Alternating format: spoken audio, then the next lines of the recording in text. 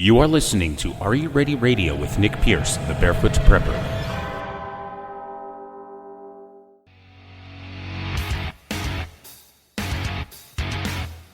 Find Are You Ready on Facebook and Instagram at Are You Ready Radio. You can also visit our home on the web. Just go to nickpiercemedia.com and click on the program's link.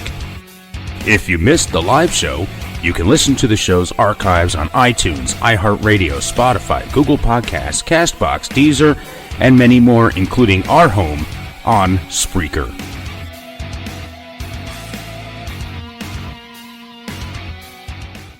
When a disaster happens, are you ready? Do you have the supplies you need to keep you and your family safe and survive? The Zombie Outpost store in Wilmington, Ohio, at Cedar Creek Flea Market, stocks quality gear you need to be ready for the next emergency or even a camping trip.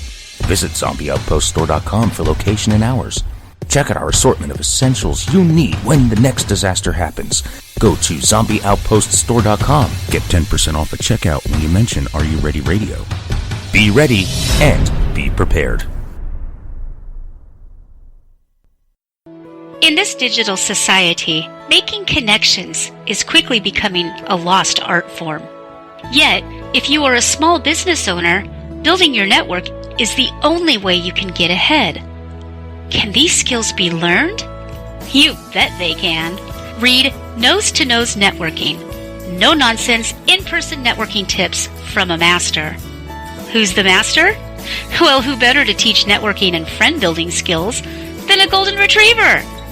The author, Melanie Hope, takes the antics of Abigail and translates them into the human experience.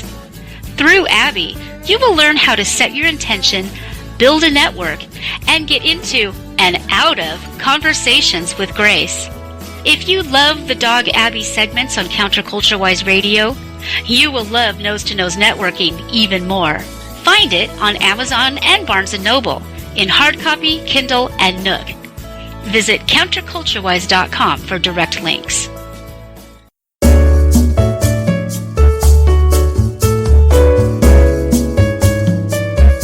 Greetings and salutations, Counterculture-Wise listeners. This is Maximilian von Riegelbieser inviting you and yours to listen to me and mine. Join me, my sisters Abby and Fritzy, and my weekly guests, my father Jim and Mumsy Melanie, for Counterculture-Wise.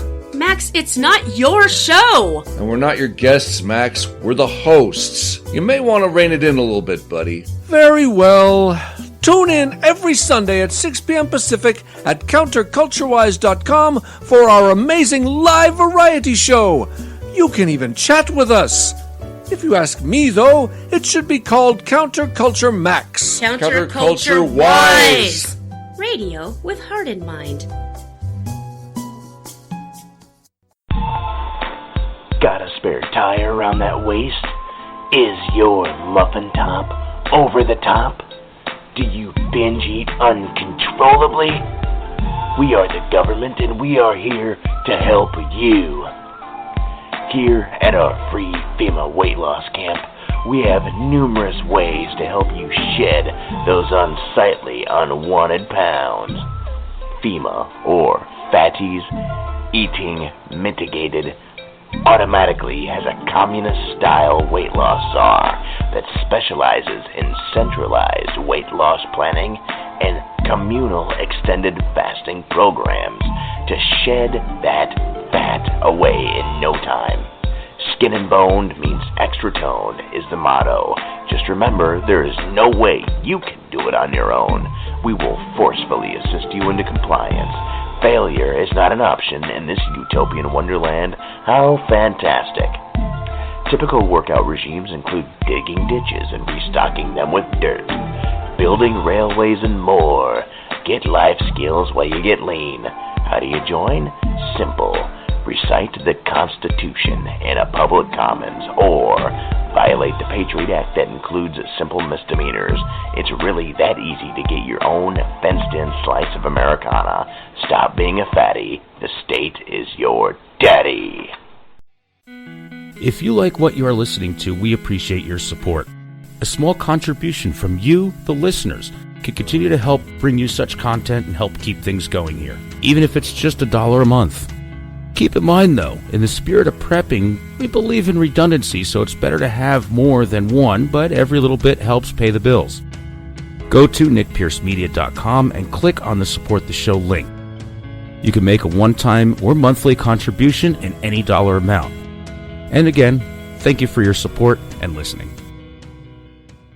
Are You Ready is an NP Media Group production and is the official broadcast of the Zombie Outpost in Wilmington, Ohio. The views and opinions expressed during this broadcast are those of the host and not that of the station, advertisers, or its affiliates.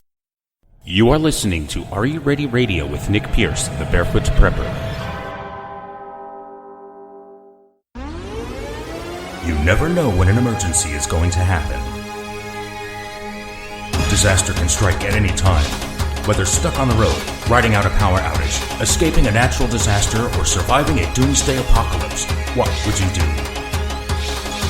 No matter the scale, whether 1 hour or 1 year, will you survive? You're about to hear what it takes to be prepared. Now ask yourself, are you ready? Have you ever heard the term prepper? What comes to mind? Some of you may think it's a crazy guy with a bomb shelter and an old army truck parked on the front lawn. Well, prepper simply is a person who is ready for almost any emergency, small or large. It's no different than on a rainy day taking an umbrella with you when you leave your home or putting a coat on when it's cold outside. So maybe you think you're prepared for a brief time in that environment. But what if a few minutes turn into a day or even a year? I'm your host, Nick Pierce, the Barefoot Prepper, and I'm going to use my over 25 years of prepping and survival experience and knowledge in this program to help you and your family prepare to handle almost anything from a small event from a doomsday apocalypse. So get ready, because I'm prepared to enlighten you to seriously think, prepare, and answer the question, are you ready? And I want to hear anything you have to say about the subject, whatever you may have to offer. You see, it's important that we share our knowledge with each other, learn from each other, and help each other out. You see, the more prepared those around us are, the better your chances of survival will be when a disaster happens. Now, I'm sure everyone has heard the term zombies. Well, those are just those that are not prepared and come after whatever you have.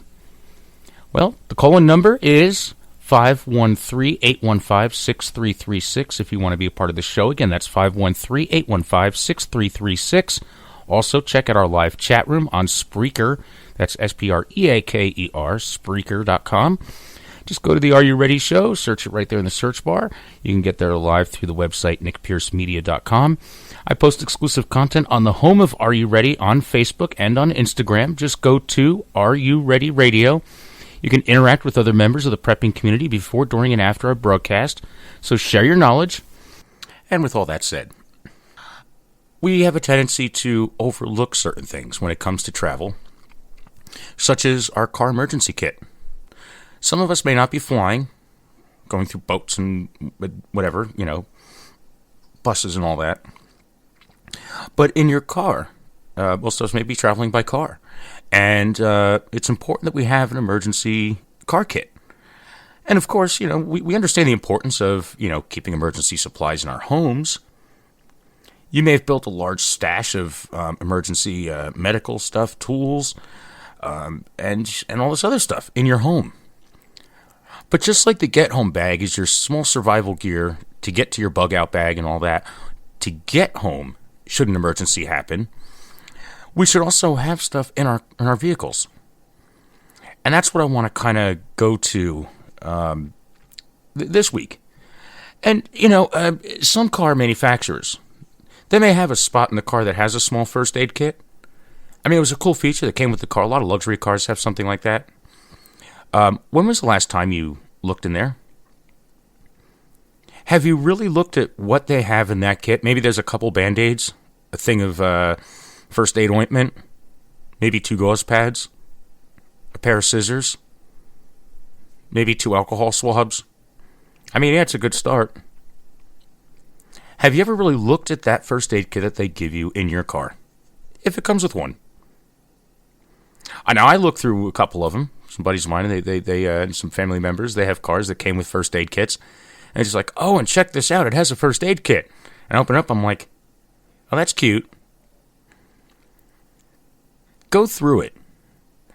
Is the ointment that's in there still good? Open up one of the alcohol pads. Is it dried up? I've had that happen even in my own gear. If you don't rotate stuff, things don't last forever, especially in a car kit. With the constant change in temperature and climate, it gets hot, it gets extremely cold. It's outside in the winter, it gets really cold. In the summer, it gets really hot in there. And you notice that, I went to open up the first aid cream once in one of those car first aid kits that came with the car. And the car was I think it was a 2015 or something like that. And here we are in the year 2018. And it's like, yeah, I was listening to one of your programs, and I realized that maybe I should check some of my gear out. And I said, yeah, maybe you want to. And my buddy was kidding around. He said, yeah, I opened up that cream like you said. We were talking the other night. And it's all dried up. It's like chalk. Now, things will deteriorate. You'll hear things like medical supplies does not expire and stuff like that. It will lose its potency when it comes to medication. Same thing with ointments, creams, and other things like that. So, and check your alcohol swabs, those individually wrapped alcohol pads that you get. Those will dry up over time. I mean, there could be just the way they're sealed, and just the change in temperatures and all that. So that's a good start. But really, before we start going into all the stuff that goes into building your car emergency kit, when was the last time you checked your car jack? Do you have a tire iron? Is your spare tire full of air to the proper PSI? See, you don't want to wait until you get a flat to figure it out. Now, how many of you have purchased a new vehicle lately or have never changed a tire on the vehicle that you have? Are you familiar with how to do it? Does it have a donut? Does it have a spare tire? Do you know how to use your jack? Even if you have all the components, you may open up your trunk, look under in the bed there in the trunk, or look underneath, or look in the hatch of the compartment, wherever those tools are kept in your vehicle. And you may say, yeah, they're all here. Have you tried to use the jack before even trying to jack the car up? Do you know how to loosen the lugs on your tires for your wheel? So if you don't know how the jack works, or you don't know how to change a tire, you may want to start learning. Watch a few videos on YouTube, specific to the model car that you may have. So recently I went from a car to an SUV about a year or so ago. And whereas opposed to the tire being in the trunk, it's underneath the back of the truck. There's a little thing you got to crank with a thing that's part of the jack that lowers the tire down on a cable. Well, you have to know that. Because you may be thinking, I don't know where the spare tire is. Now, of course, you could look at the user's manual. It'll show you how to do it and all that. But try it. Check the air in it. Make sure that it's good. And what I'll do is, when the seasons change and I'm going through my car bag, my car kit and all that, when I also check the air in my tires, I'll lower the tire down. Or when I had a car, when the tire was underneath the bed of the trunk, I would take it out before I go get air. And before I put the quarters in the air thing, I would make sure that that's out. And of course, I take all the caps off the air caps off, so it's all ready to go. Because you get 3-4 minutes, depending on where you stop, for $1 worth of air. So this way, it's all ready. And then you just put it back in there, when you're done. But check the tire pressure in your spare tire. Make sure that your battery's good. Starts giving you problems before the winter, that would be a good time to get it changed. $150 or $200 or $100 fix, depending on the type of battery and where you have it done, is well worth the aggravation and all the other inconvenience that comes with being stuck on the side of the road or in a parking lot somewhere. You want that car to start. You want that truck to start when you need it to. You don't want to be a sitting duck. So go through your vehicles, make sure you know how to change a tire. Now, for some of you, yeah, you have AAA and you have people for that. That's great. No, I mean, having a service like that is always good. You know, it's sometimes well worth the cost in the membership just in case you need to be towed somewhere. But think about areas where you normally travel. Is the membership worth paying just for the tow? Sometimes it's within 3 miles, sometimes it's within 4 or 5 miles. And how much extra are you paying on top of that? And memberships like that are great. They'll help you change the tire, they'll jump you. You know, I guess if you have an hour to wait, it works. How many of us are always pressed for time anyway? How many of us are just about, we don't add an extra 45 minutes to an hour onto our trip. You know, I mean, if we have to just be at work or school or on our way to an appointment, you know, we factor in the commuting time if there is any, how long it takes to get there. Maybe you work within 10 minutes of your home. Maybe you leave 20 minutes before you start before your day starts. Before you have to be at your desk. Or doing whatever you do for work. Hey, if school starts at 9 o'clock in the morning, you have a class at 10 o'clock, or you have, your whatever, 7:30 in the morning, whatever, and you know it takes you about 5 to 10 minutes to get to school or whatever, then, yeah, okay. Maybe you'll give yourself 20 minutes to get there, get situated, be ready and on time for class. If you rely on your vehicle, how long does it take you to change a tire? How long does it take you to call AAA and for them to respond if you're dependent on a membership like that? The thing is, when it comes to surviving, when it comes to being prepared and being, technically self-sufficient, is not to have to rely on others. You want to be self-reliant. Because what if someone is not around to be able to do that? Yes, of course, there's a plan, there's a backup plan, and that plan has a backup, and the backup plan has a backup plan that has a backup, and that's great. You're planning. Perfect. But in order for the components of your plan to come together, all the other stuff has to be there. The tools, the equipment, the gear, whatever it is, and the skills, in order for the plan to be successful. So check certain things. Like your jack, your tire iron.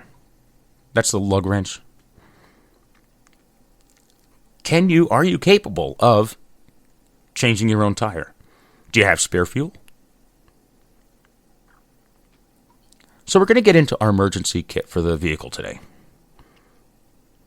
So if you don't have those items in your car, truck, van, whatever it is you drive, you want to take care of that immediately. Do not wait.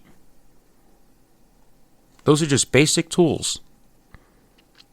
Or you are 100% relying on others to help you. You may have a good Samaritan. They may pull over to help you change the tire. But they're not going to have a spare tire for you. It's not like walking up to someone and saying, "Oh, do you have a match? Can I borrow your lighter?"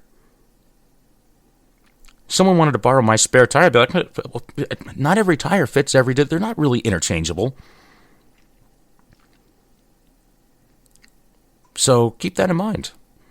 One person's lug wrench, one person's tire iron, whatever it is, may not fit the lugs on your car, truck, van, whatever it is.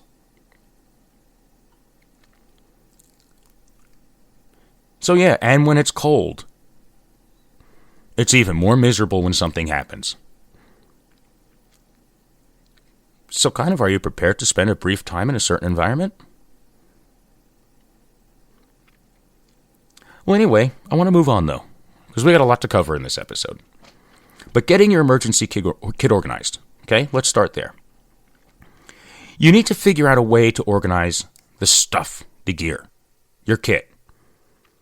I mean, yeah, you could throw a bunch of stuff in your trunk, close it, and yeah, okay, it's in there. You know it's in there. You have it when you need it. But is it just rolling around? And then what? You have a spare thing of oil, or you have a bunch of rags, or you have this inside the bag of groceries when you bring it in, or you have your jumper cables that get caught up on everything, ripping the shopping bags up. I mean, is it a mangled mess?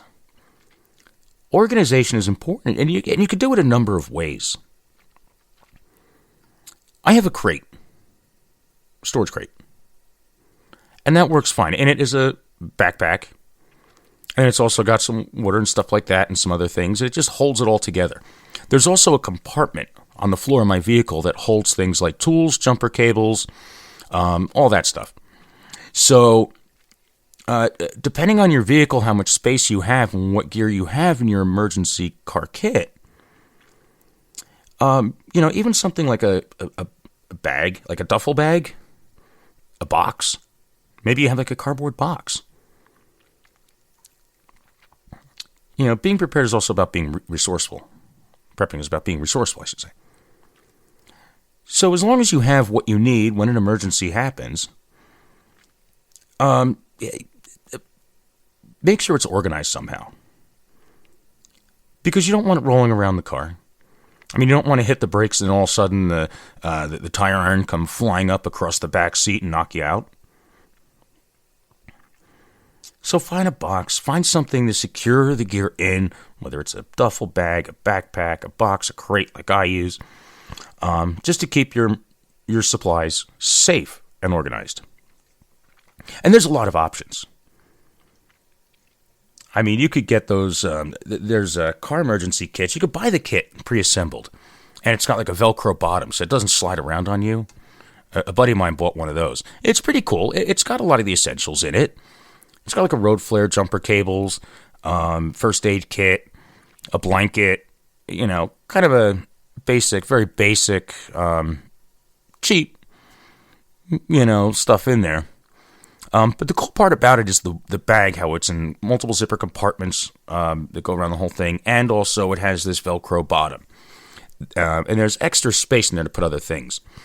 So, yeah, and that's kind of cool because it doesn't slide around in the back of his truck. It's just kind of the way it stays on the carpet. It's kind of like that rough side of the Velcro type bottom. And it's you just put it in there and it won't slide around on you, and he just has it kind of off in the back. And that's kind of something really cool, which in my crate I have to kind of like bungee it down so it doesn't slide around. But there's so much gear in there, it doesn't matter. It really doesn't slide around that much. But duffel bags are great, especially duffel bags that convert to backpacks. And what about those, like, storage totes? With a snap lid or something like that, like a basic storage tote. I mean, those things are a couple bucks, depending on if you get them in, like, some discount big store, China Mart, or, now I'm starting to sound like the head of the network. He's always calling Walmart China Mart. China Mart, Big Lots. I'm a big fan of Big Lots. Same quality stuff, but only it's a lot cheaper. So if you have a Big Lots or something around you, try that. Check that out. Backpacks that convert into, duffel bags that convert into backpack or combo of there.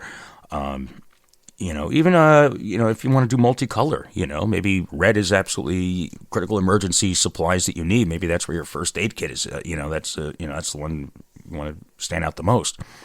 Then maybe another one with just like water and stuff like that. Another one with tools and jumper cables and all that other stuff. Organize it how it works for you. And there's so many other options. I mean, when it comes to like those free totes or free gym bags, duffels and stuff that they give you, it just has to keep stuff organized. This is not your backpack that you're going to be traveling in the wilderness and making long treks with. You're not going to be carrying that stuff. Oh, well, that music means that it's time to pay some bills. We got to take a quick time out. I'm Nick Pierce, the Barefoot Prepper. You are listening to Are You Ready Radio. Stick around. I'll be right back.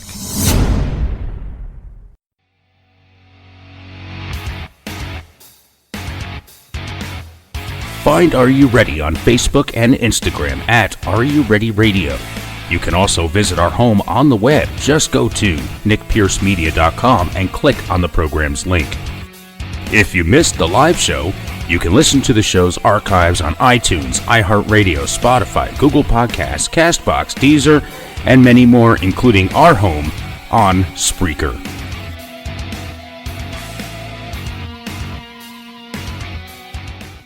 When a disaster happens, are you ready? Do you have the supplies you need to keep you and your family safe and survive? The Zombie Outpost store in Wilmington, Ohio, at Cedar Creek Flea Market stocks quality gear you need to be ready for the next emergency or even a camping trip. Visit zombieoutpoststore.com for location and hours. Check out our assortment of essentials you need when the next disaster happens. Go to zombieoutpoststore.com. Get 10% off at checkout when you mention Are You Ready Radio. Be ready and be prepared. In this digital society, making connections is quickly becoming a lost art form. Yet, if you are a small business owner, building your network is the only way you can get ahead. Can these skills be learned? You bet they can. Read Nose to Nose Networking. No nonsense, in-person networking tips from a master. Who's the master? Well, who better to teach networking and friend building skills than a golden retriever? The author, Melanie Hope, takes the antics of Abigail and translates them into the human experience. Through Abby, you will learn how to set your intention, build a network, and get into and out of conversations with grace. If you love the Dog Abby segments on Counterculture-Wise Radio, you will love Nose to Nose Networking even more. Find it on Amazon and Barnes & Noble in hard copy, Kindle, and Nook. Visit counterculturewise.com for direct links.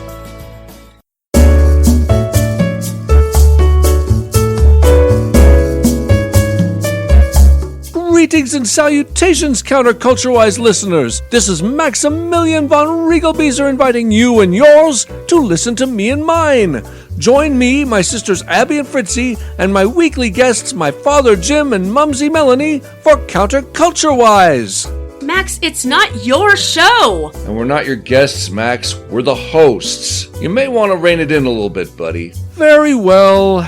Tune in every Sunday at 6 p.m. Pacific at counterculturewise.com for our amazing live variety show. You can even chat with us.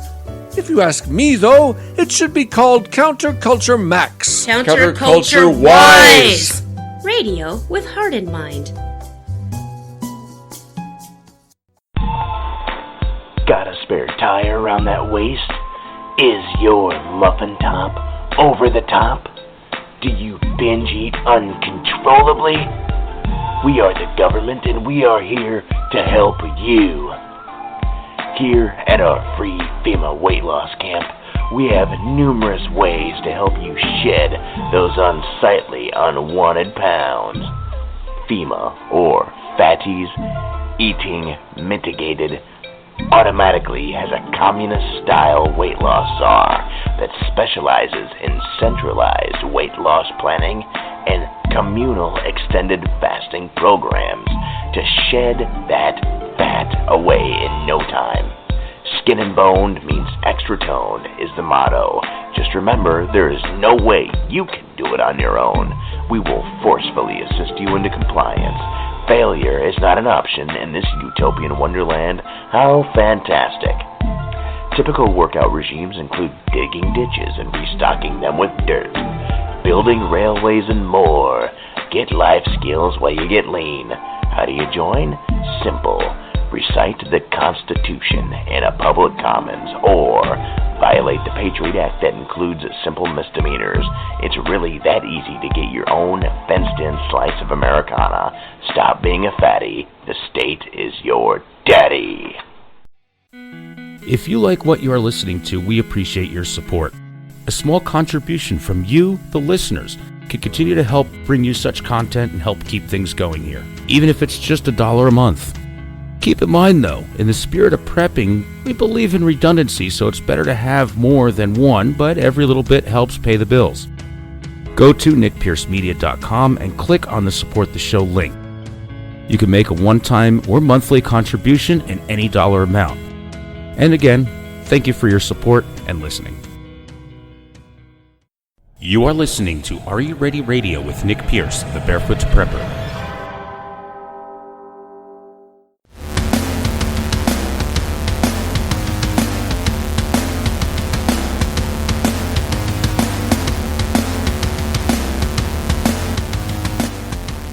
And welcome back, everyone. Thanks for sticking around during that brief interruption there, but we had to pay some bills. I'm Nick Pierce, the Barefoot Prepper. You're listening to Are You Ready Radio? And this week we're talking about how most of us are traveling around, especially with the busy holiday season and all that coming around. I mean, this is the busiest travel time of the year. Throughout Thanksgiving, Christmas, everything. People traveling all over, and this week we're talking about the vehicle emergency kit. Most of us may not be flying. We may be traveling in our vehicles and stuff, driving to wherever. And is it ready? Should an emergency happen from a flat tire, dead battery, being stuck on the side of the road, and all that? And before the break, we're talking about just different ways to organize what gear you have. And I threw some ideas out there. But I do want to say, and if you've listened to this episode, or to this program before, I should say, and whenever we talk about the bags, the organizing your gear and all that, get the gear first and figure out what you're storing, organizing, carrying, or whatever, before you get what it is you're going to store it in.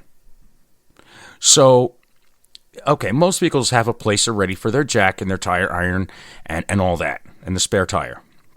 So we don't need to worry about storing that stuff, for the most part. But the other gear that you need in your car, that you should have, should an emergency happen. First, gather up all the gear. Then figure out how you want to organize it, store it, whether you want to go with a bin, a crate, a duffel bag, a backpack, gym bag, whatever it is. Okay? First, gather all your gear. Because remember, in one of the episodes I did about prepping mistakes, that one, when I did that one, I always said, buy the gear first and figure out what it is when you're building your get-home bag and your bug-out bag and all that, and then buy the bag. If you think, okay, I'm going to buy this backpack because it looks really cool, it may not be practical. Either it's not going to hold everything, or you're going to have too much space, a lot of extra room, which in some cases could be good, but then we want to fill it up with more stuff. And you want to avoid that. You don't want to buy the bag or the box or whatever it is first, and then try to fill it with the gear that you think that you'll need. You want to go through and pick the gear that you know or think that you may need, and then find something to store it in after that. So it kind of goes back to that prepping mistake number, whatever it was on the list when I put that together. But moving on beyond the storage part, because the storage part will come last, once you know what you're storing. But let's look at some of the gear that you need in your emergency kit. And some things you may have in there already. Some things you may never thought of. But that's what this program's here for. So if anybody has any other suggestions, throw them in our chat room, send a message over to our Facebook. And some of you may be traveling around on the road now saying, uh-oh, I don't have any of that. Or I never thought of that. So, maybe I should have done this a week earlier. But, hey, where's your sense of adventure, right? Well, here we go. So we got through the whole tires, spare tire, the tire irons, the jacks. You know how to change your tire and all that. But let's look at some of the other gear or other items, I shouldn't say just gear, that a lot of folks overlook. You know, maybe you store a lot of water at home, or maybe you have ways of collecting water during bug out or something situations, but water is very critical. You know, in any emergency survival, for any length of time, you're going to need water. Now, for some of us that live in colder states, there's a couple ways of dealing with this. Because you sit there and sometimes you think like, yeah, but it's, you know, you live in like Minnesota or up in Canada.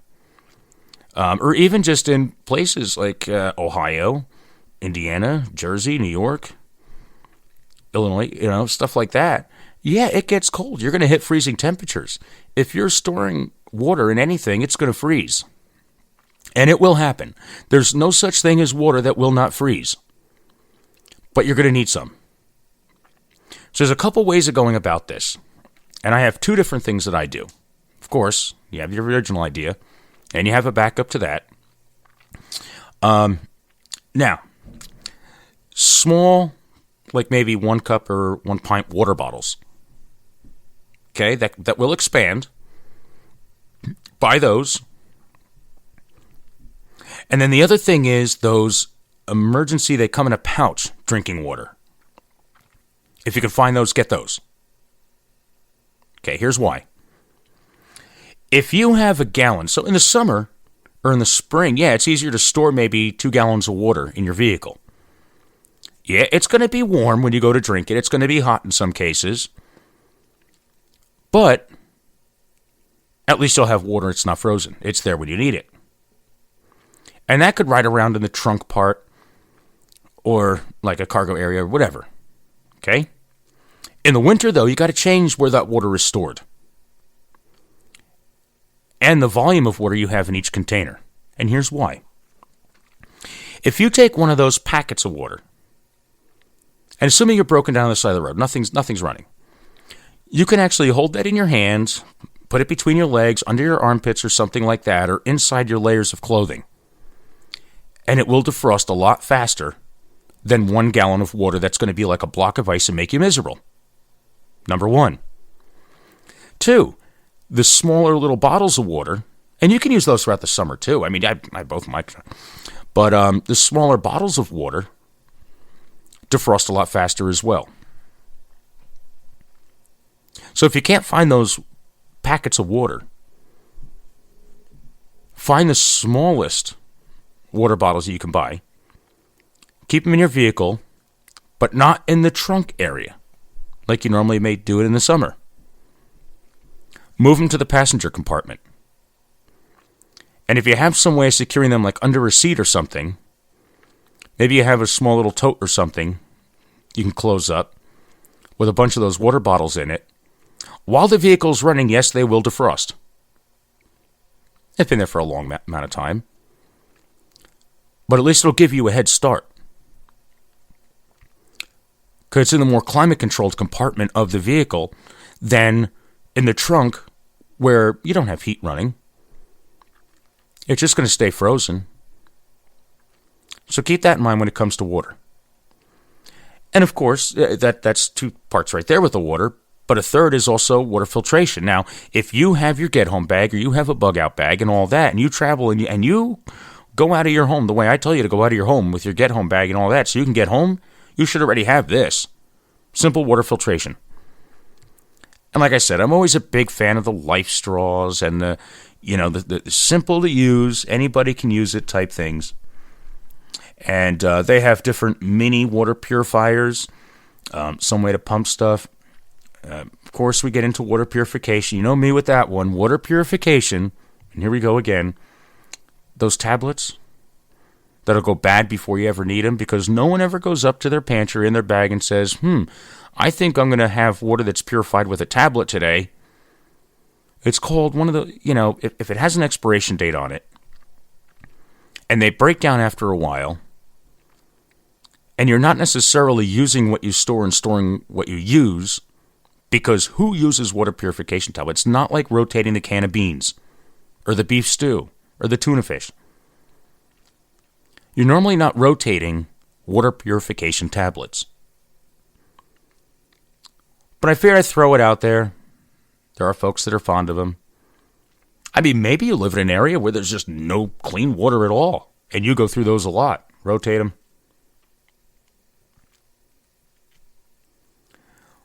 But have some sort of way of boiling water. Have some way of,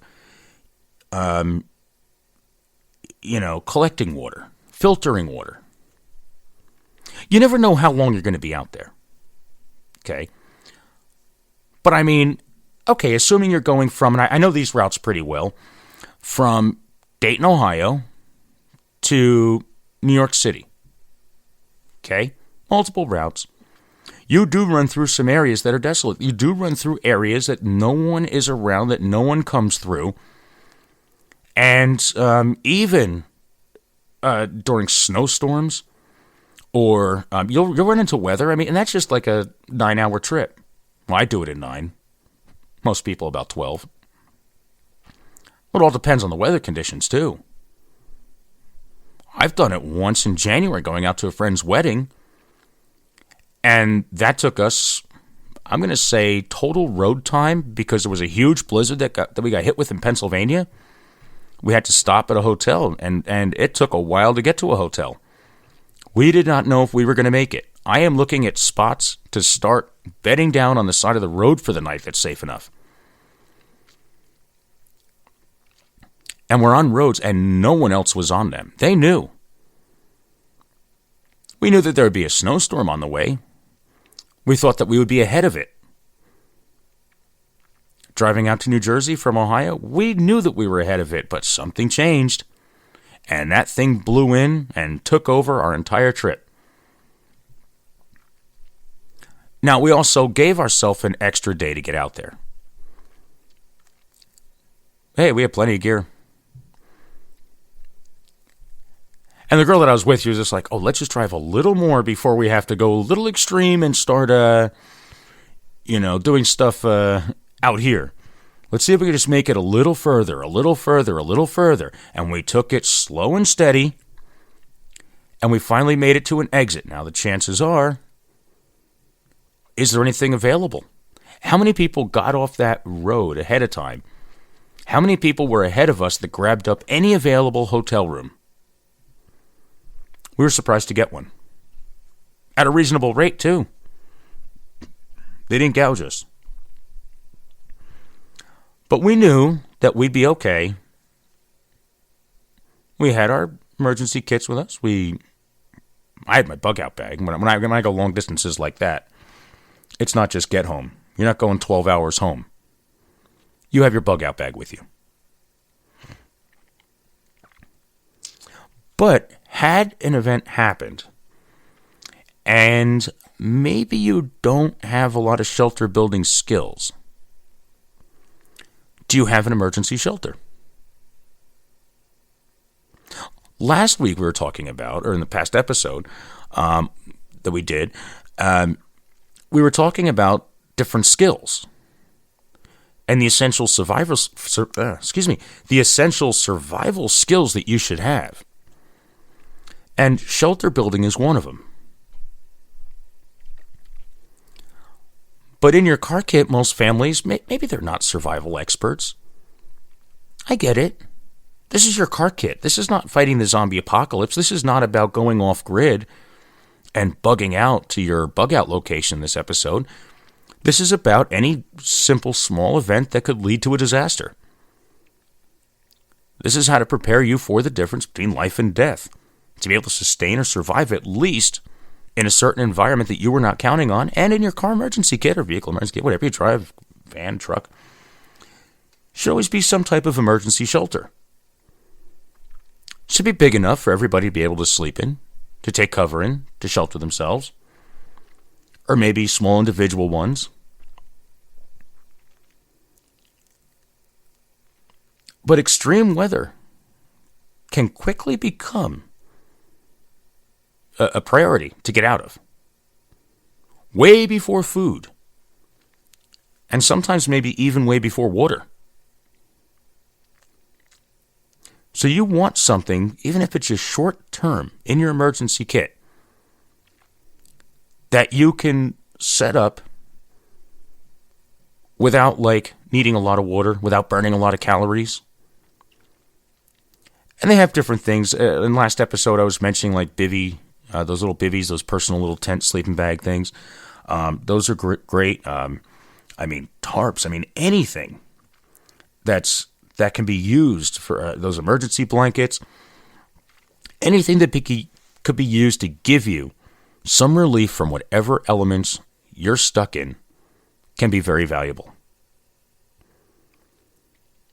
And when it comes to certain things with building shelter, even just a shovel, which if you live in warm environments, if you don't live in a warm environment, you live in a cold environment, I should say, having an emergency shovel in your vehicle, what if you get stuck? Maybe you went into a store and you were sitting there, you were in the store for a couple hours, and all of a sudden the snowstorm kicked up, and you just may need to dig yourself out a little bit just to give you a head start to get out of that parking spot. Maybe you slide off the road. Maybe you got stuck on the shoulder changing a flat tire. And while you were sitting there trying to figure out how to change a flat tire in a snowstorm, you kind of get a little buried in. If you're stuck on the side of the road, do you have a shovel to keep the snow away from your exhaust, even if your car is working, so it doesn't get buried and you die of carbon monoxide poisoning? Having an emergency shovel in your vehicle is very valuable, and it could also be used to build shelter. You can use it to dig snow away. You can use it to, dig snow away to put a shelter there. Even a place to start a fire. You're not just going to light a fire on a bunch of snow. I mean, that'll just melt and put itself right out. You can dig yourself out. You can use it to layer dirt or whatever it is on top of you. One shovel that I would recommend would be one of those military trenching shovels. I'm not talking about a plastic snow shovel. I mean, yeah, any shovel is better than no shovel at all, of course. But maybe spending $20, $30 on one of those trenching shovels at Military Surplus or Prepping Survival Store would be very valuable. Because they're compact, they fold up, and you can use them as a pick. They're very strong and resilient if you get a good quality one. Now, of course, there's others out there that you can buy on like eBay from China that, are really not anything special. I mean, yeah, they'll do the job. They're not going to last long. You want something that, if you're spending $10 to $15 on one, spend $30 and you'll have it forever. Unless you throw it in the sun. But, a shovel like that, very valuable. It can be used in a number of configurations depending on if you want to pick at something, if you want to dig something out.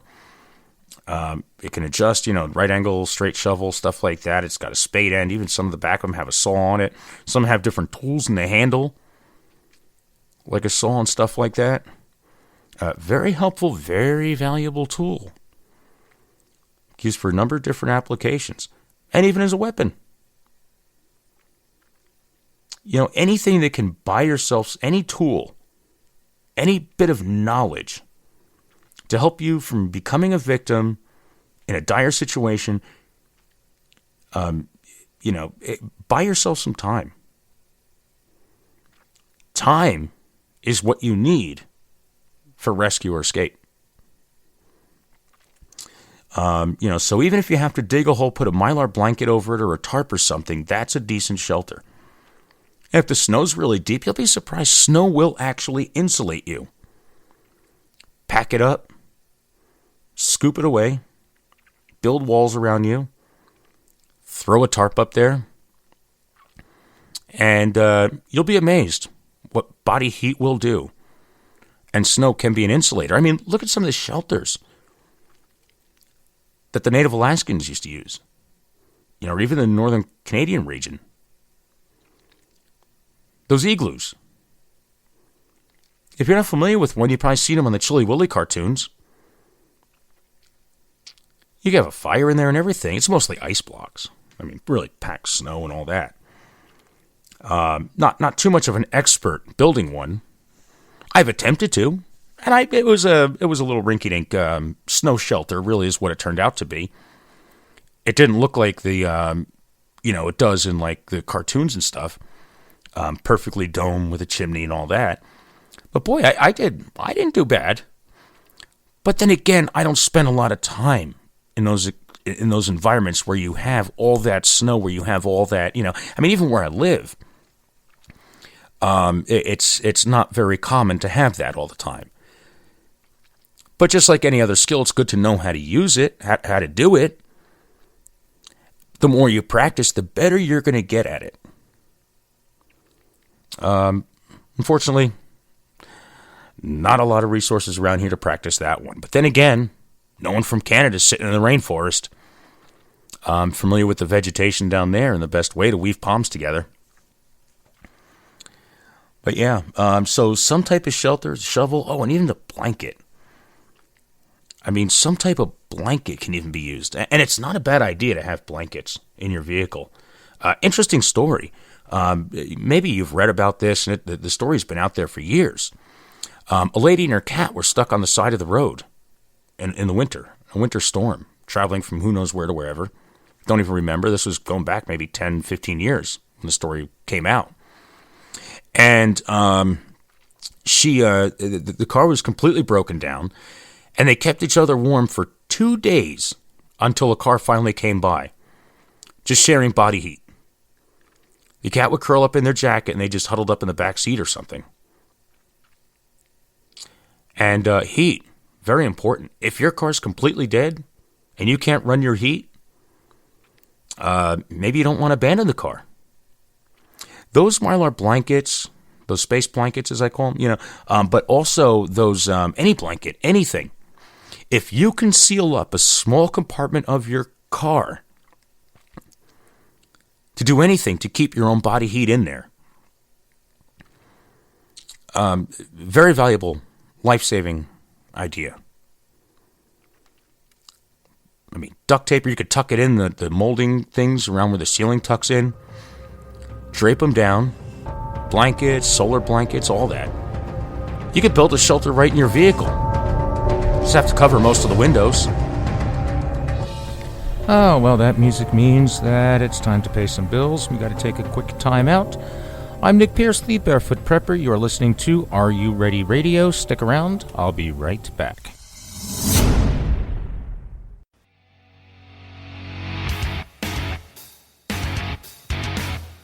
Find Are You Ready on Facebook and Instagram at Are You Ready Radio. You can also visit our home on the web. Just go to nickpiercemedia.com and click on the program's link. If you missed the live show, you can listen to the show's archives on iTunes, iHeartRadio, Spotify, Google Podcasts, CastBox, Deezer, and many more, including our home on Spreaker.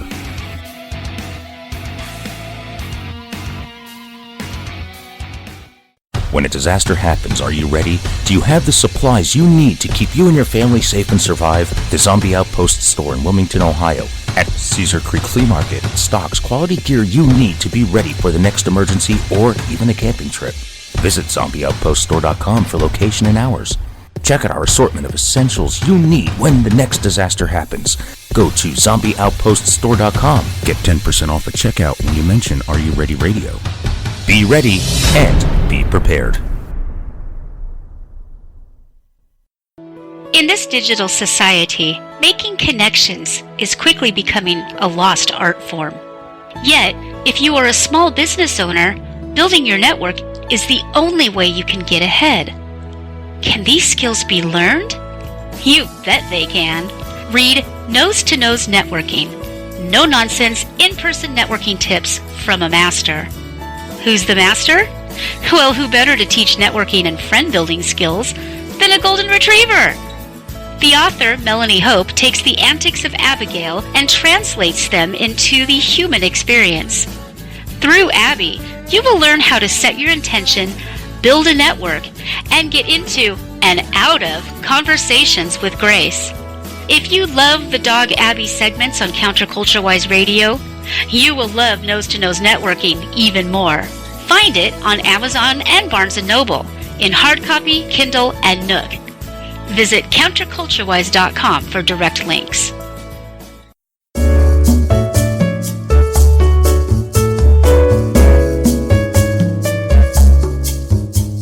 Hey, how you doing? This is Magic Pierce inviting you and yours to listen to some good friends of mine that have a show too. Did you really think my daddy is the only one that just runs his mouth all the time and that's the only thing I listen to? No, it's not. I got a show I listen to on Sundays. Join host Max and his co-host, my hottie Fritzy, and of course my good friend Abby on Counterculture-Wise, Sundays at 6 p.m. Pacific, 9 Eastern. They have their own human guests, Melanie and Jim, each week. They don't meow a lot, but you get what they're saying. Now let me tell you, you have to go to counterculturewise.com. Use your paws to play with the mouse and scroll down to the on-the-air button on the right to hear their show. Just click on that. After that, watch them on Periscope like I do. Daddy gives me a little mouse to play with, and I get farts the whole time. It's a great show. Check it out. Counterculturewise.com. If you don't tune in, I get cuckoos on you. Thank you so much for that ringing endorsement magic. It warms the orange hearts of me and Abby and the gray heart of Fritzy to hear you say such amazing things about our show. I'm pretty sure that Mumsy and Father have pink hearts, so we will assume their hearts are warmed too. Forget about it. I got you guys. Good peoples.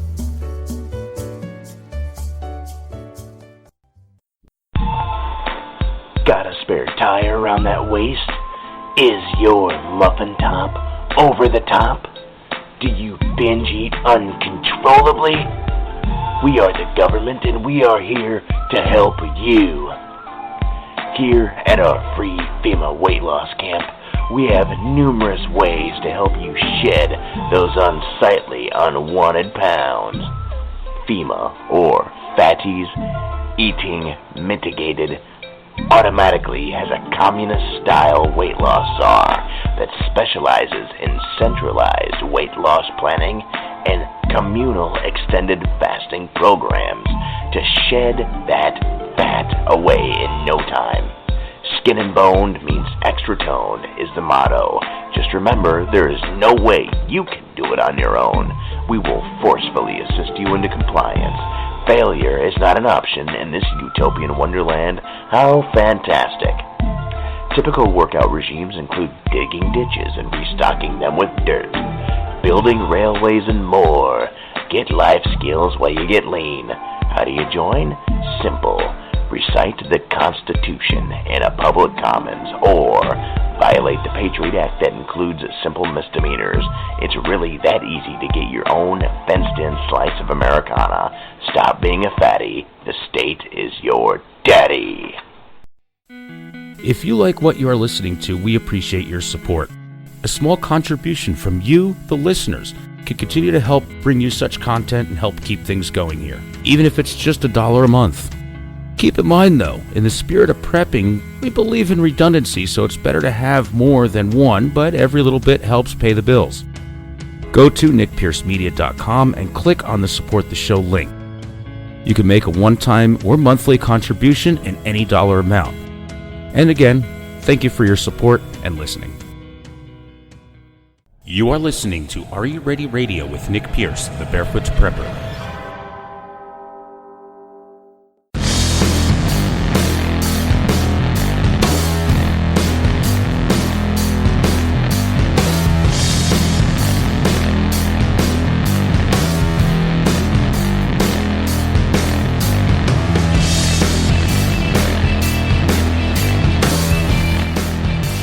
And welcome back, everyone. Thanks for sticking around during that brief interruption there, but we had to pay some bills. I'm Nick Pierce, the Barefoot Prepper. You're listening to Are You Ready Radio?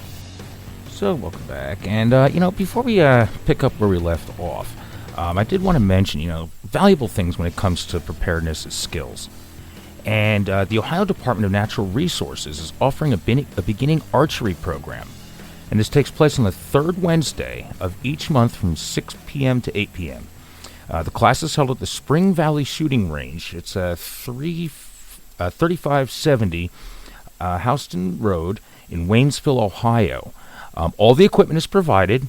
You're welcome to bring your own personal safety equipment. The class is open from ages 8 to 18, regardless of your experience, so from beginner to advanced. And if you want to check it out or you have any questions, I'm going to give you a number to call. And it's 937-269-3547. Again, that's 937-269-3547. And it's you can also, there's an email, it's a long email address. They have a website, though, ndr@ohio.gov, and I'm sure you'll find information about it there. Great program. Archery is a great skill to learn, especially when you have no bullets and you can make your own bow and arrow. And before the break, we're talking about your vehicle emergency bag, making sure that you have what you need in there. Everything from water and shelter, which we pretty much covered, to we got through that one. But what about some of the three? There are three main problems that occur that leave you stranded. I mean, you'll be in the middle of nowhere. Sometimes you're very reliant on help in three main situations. So in order to prevent this, there's certain tools or recovery items that you need for your vehicle. The leading causes of becoming stranded in the middle of nowhere are a flat tire, a dead battery, and running out of fuel.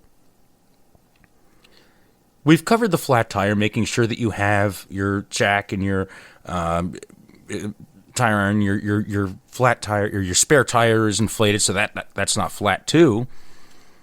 Back at the beginning of the broadcast, but what I really want to touch on are the other two, such as the dead battery and running out of fuel. Those are the three leading issues that occur, according to AAA and every other motor club. So when it comes to a dead battery, there's a couple things. Now, of course, you have jumper cables, which we mentioned earlier. You can have a spare battery. That always helps. Having another battery to jump the one battery from that just connects. Batteries are heavy. They're bulky.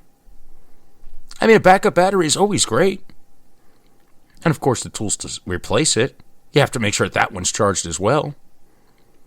And, yeah, you can gang batteries together. People do that.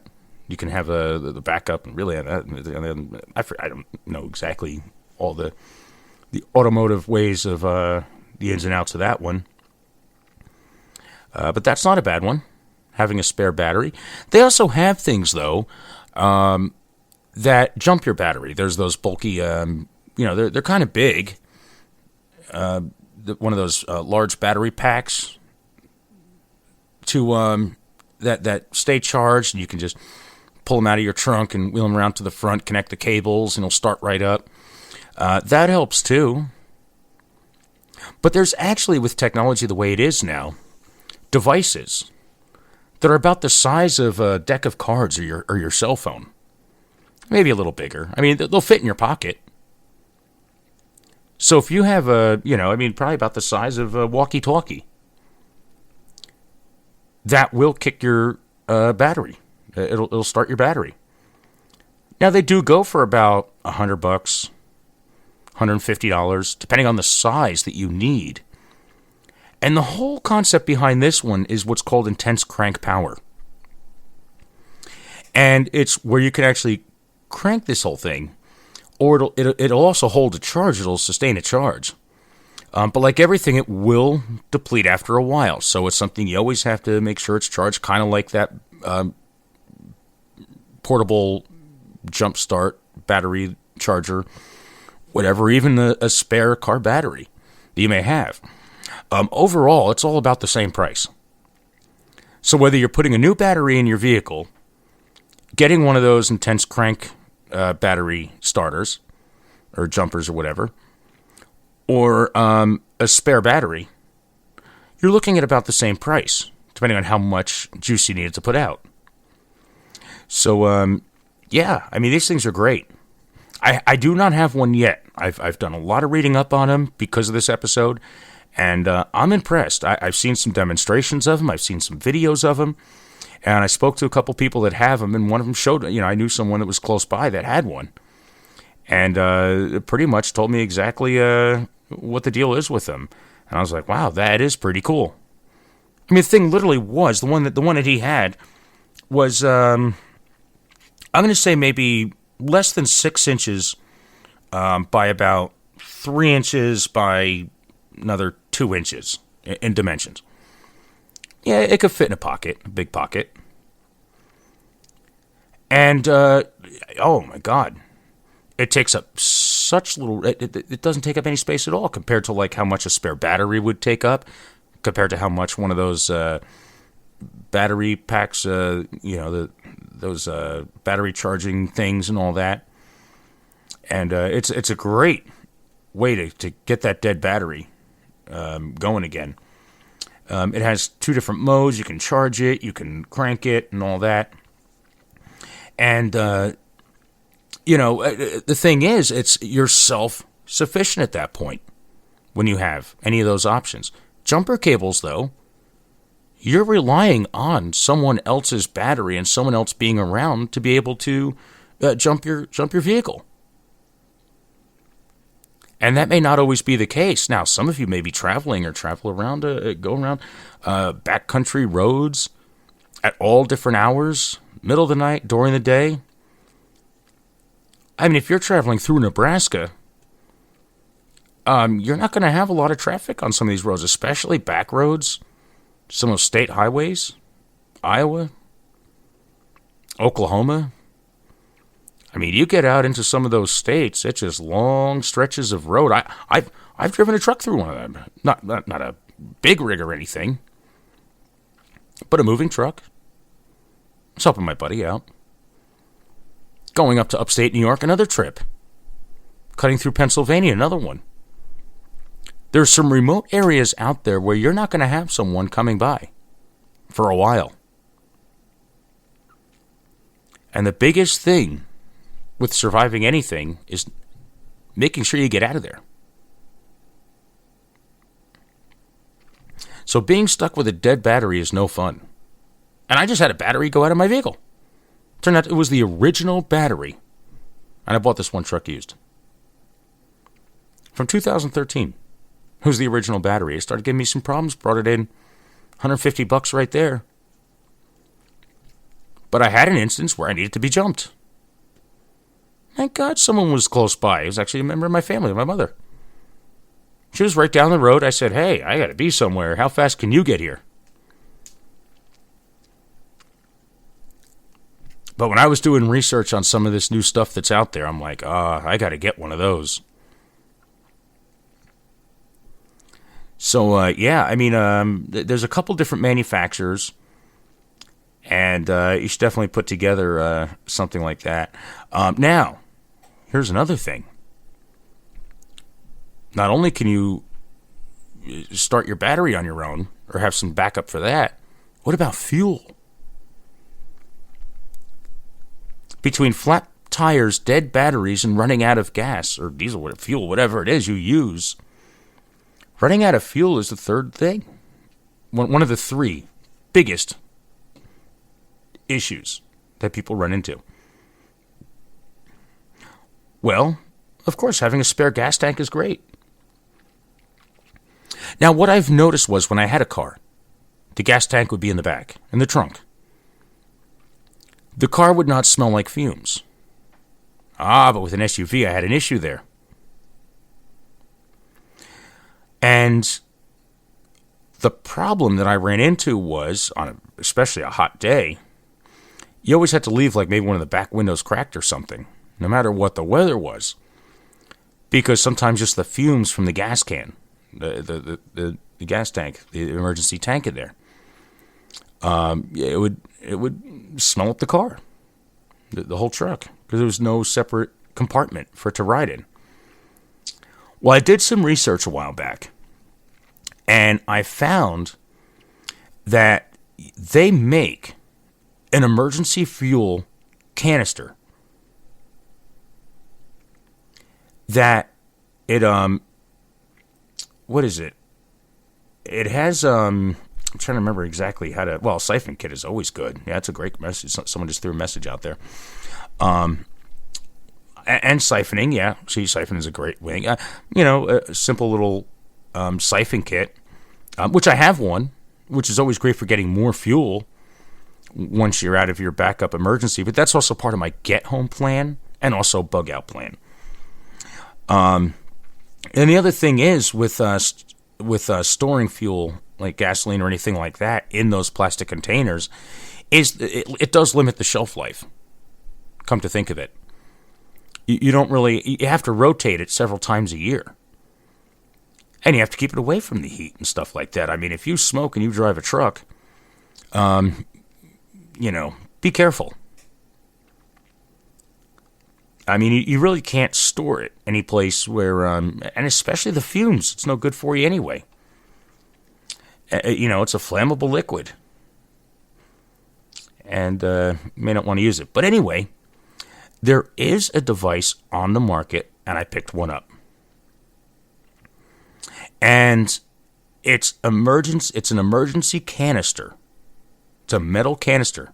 Almost looks like a fire extinguisher. Don't get them confused. That's not going to help you. That's the only thing I'm not too fond of about it. Is it's a red canister that has gasoline. It doesn't give off any fumes. I have no idea how it keeps from, expanding and contracting and all that. Maybe there's something internal built in where the walls and the inside, there's 2 layers or something like that. And it's about a liter's worth. Not a lot. I think there's 2 different sizes. But it's just enough to get you started, run your vehicle, hopefully you get someplace within, 5 miles, 3 miles. And again, though, that does seem to have an expiration date on it. So as we continue the program, I'm going to check it out probably in the spring. But I still do have that 1 gallon of gas on me. And, so keeping yourself from running out of gas, being able to jump your battery, changing a tire, that'll keep you out of the 3 most leading causes of people being stranded on the road.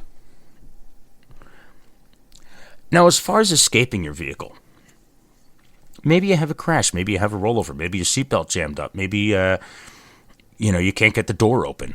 I mean, there's all different instances of that.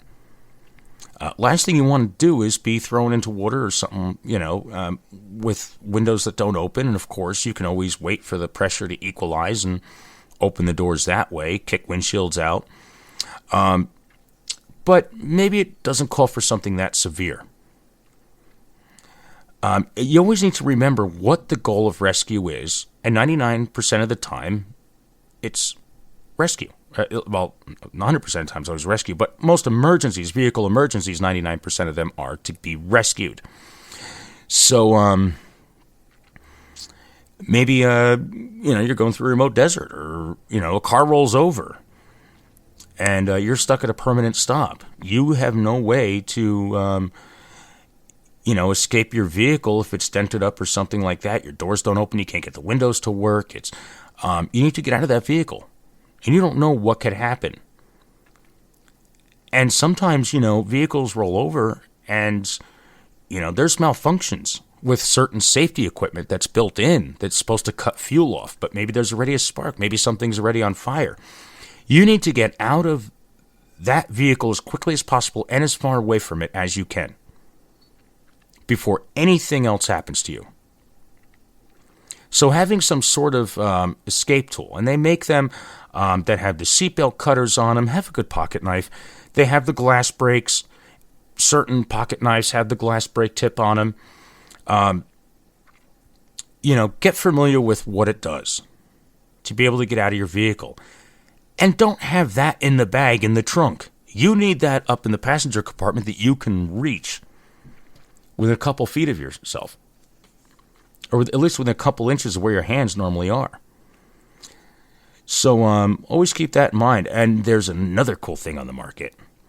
It's a 6-in-1 emergency car tool and charger. So it's not just a car charger. It's a backup power bank that you can plug your phone in.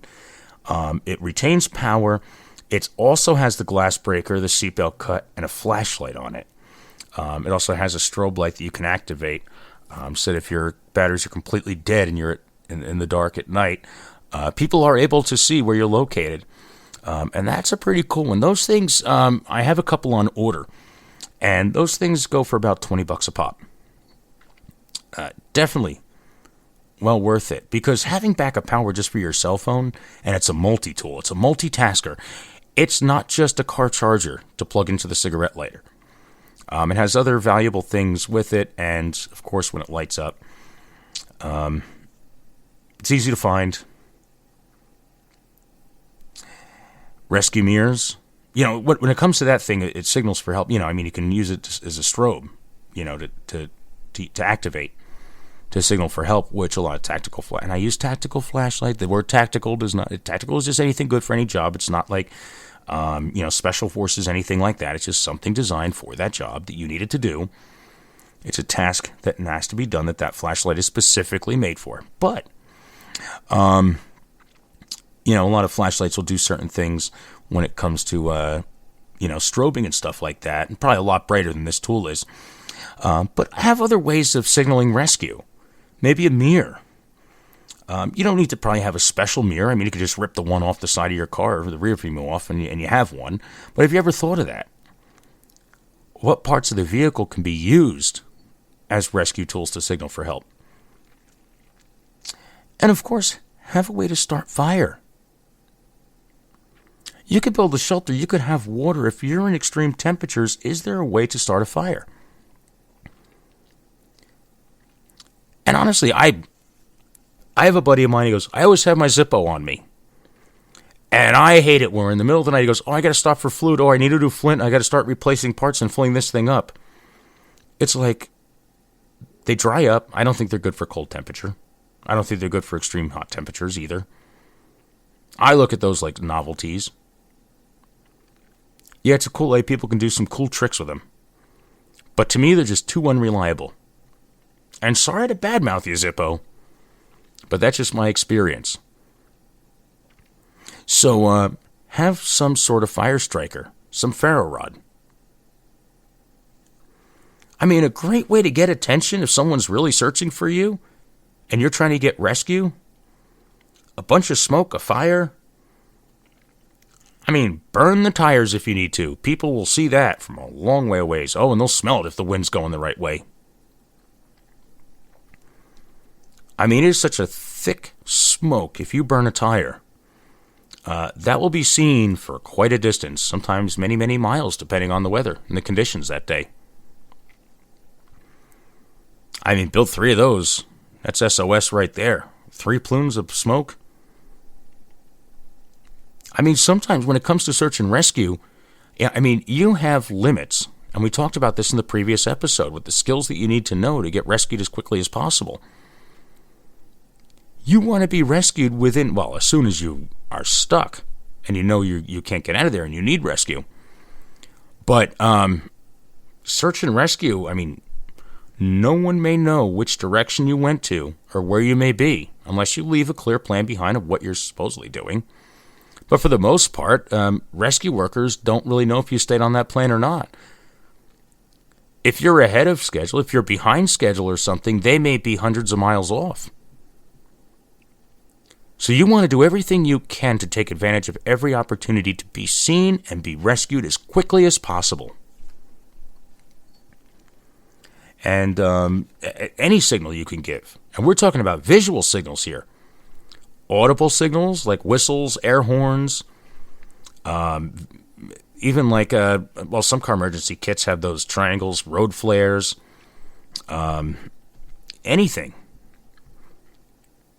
I mean, really take a look at what you have to make yourself as visible as possible. And have like survival multi-tools. Have a way to like a good survival knife or, and radios. If your car is dead or it's in an accident and it's no longer functioning, battery's dead or something like that, you need to know what's happening. In previous episodes of communication and all that, I've talked so much about having a radio. Not just relying on the radio in your car or what's on your cell phone, but having some other way of getting intelligence, some other way of getting weather forecasts. Kato pocket radios, backup, power, crank, solar, along with battery and all that, USB adapters to charge it and charge USB devices with weather band and all that. Great things to have. You can't get enough intelligence without one. You can never have enough intelligence. The more information you have, the better the decisions that you can make to get rescue are. So survival radio and all that, better have one. So, power banks. And what people sometimes overlook, and I want to mention this before we run out of time, self-defense options. You may be stuck in a situation, and maybe you're not into firearms, and that's okay. But do you have things like maybe pepper spray? Do you have one of those super bright flashlights? Even a flashlight can be used as a self-defense weapon. It's a great self-defense device. Something with one of those really bright strobes or something like that. Just anything to disorient someone to get away from whatever that threat is. In any emergency where you're stuck, anytime there's a helpless victim, there is a predator. It's true. Now, we've talked about this on previous self-defense episodes. We spoke about different tactics for self-defense, what options you have. And maybe you want to go back and look at that.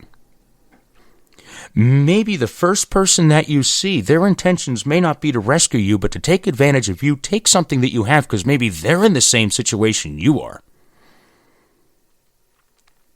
Maybe they're stuck 3 miles down the road. Maybe you don't even know they're there. Or maybe they're just predators looking for helpless victims, and you never want to be a victim. Because that really does decrease your chances of survival. And aside from that, if you really live in a cold climate and you're trying to figure out what to do with all that leftover turkey, well, hey, if it's cold enough, you could probably keep it in your car because, yes, believe it or not, you're going to need food. So, stash some calories in your car emergency kit. In this case, I would say like granola bars and cereal things like Pop-Tarts and stuff like that. But may not be a bad idea. Maybe you may wish that you could just take all that leftover turkey that you're probably getting sick of by the time you hear this and just keep it in your car emergency kit. Which I guess it depends on your climate. Maybe you can. It'll stay fresh. But always have some extra food, calories, beef jerky. I'm a big fan of just the simple Slim Jim and some granola bars and Pop-Tarts. And that's good for me. The berry Pop-Tarts and all that, sugar, it's sweet, builds morale. Dried berry stuff, trail mix. Anything that you can make sure it's defrosted pretty quick if you're in the extreme cold temperatures. So always try to have some of that with you. And there's so many other things you should take a look at when you build your car emergency kit. Take a look at the needs of your family. These are just the basic essentials. If you travel around with young children, do you have maybe just something to kind of keep them entertained in an event? Do you have baby diapers? If you're traveling around with infants, do you maybe have extra baby food? Are there people with special dietary or medical needs? Do you have a way to keep things like insulin from freezing or keep it somewhat at a reasonable temperature? Because you don't want that to freeze. You really don't want it to get below a certain point. So look at some of the medical aspect, your first aid kit, your food, your water, your shelter, and don't forget to do some maintenance on your vehicle as well. Well, I hope that I helped you seriously think, prepare, and answer the question, are you ready? I'm Nick Pierce, the Barefoot Prepper. I would like to thank everyone for tuning in and the support you give the show. Our guests, the callers, our friends in chat, listeners, clients, customers, everybody at the store, everything. Find Are You Ready on Facebook and Instagram at Are You Ready Radio. You can also find us on the web at nickpiercemedia.com. Click on the program's link. Find us on your favorite podcast platforms and on our home on Spreaker. To contribute to the show, go to Nick Pierce Media and click on the Support the Show link. Are You Ready Radio is the official podcast of Zombie Outpost in Wilmington, Ohio, and is an NP Media Group production.